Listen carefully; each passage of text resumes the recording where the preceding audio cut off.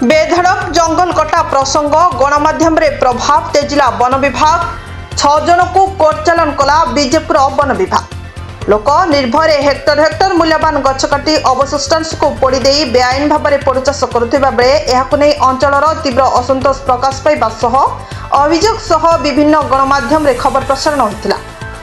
एपरी अभियोग होइतिला कलाहांडी जिला लांचीगढ़ ब्लॉक विश्वनाथपुर दक्षिण वनांचल बीजेपुर सेक्शन घाटी कुंडारू जंगलर।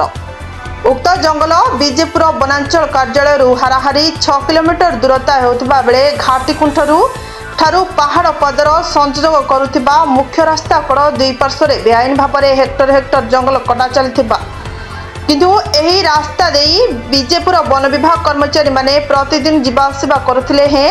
वन विभाग कर्मचारी मानकर नजर पड़ू नथिला कि दोषी विरोध में कौनसी कार्यानुष्ठान ग्रहण करा जाउ नथिला।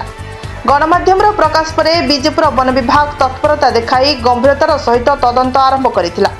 तदंत पर सत्यासत्य पाई मदनगुड़ा गाँवर लांची माझी बयस 55, दीपेन सुना बयस 20, राम माझी बयस 27, साइबू माझी बयस 23, बनांग माझी बयस 50, काकुड़ा माझी बयस 53 को गिरफ्त कर 6 जन को कोर्ट चालान करथिबा बीजेपुर फरेस्टर पद्मलोचन सबर सूचना दैछंती। सूचना मते उक्त जंगल में शाल, हरिड़ा, बाहाड़ा, अला, बीजा भली अनेक मूल्यवान गछ को एमाने संपूर्ण बेआईन भाव काटी अवशिष्टांश को पोड़ी देई पोड़चाष करथिले। एही अभियोग को नहीं गणमाध्यम रे खबर प्रकाश पर वन विभाग तत्परता देखाई जंगल माफिया को गिरफ्त कर कोर्ट चालान करिबारे सफल होईछि।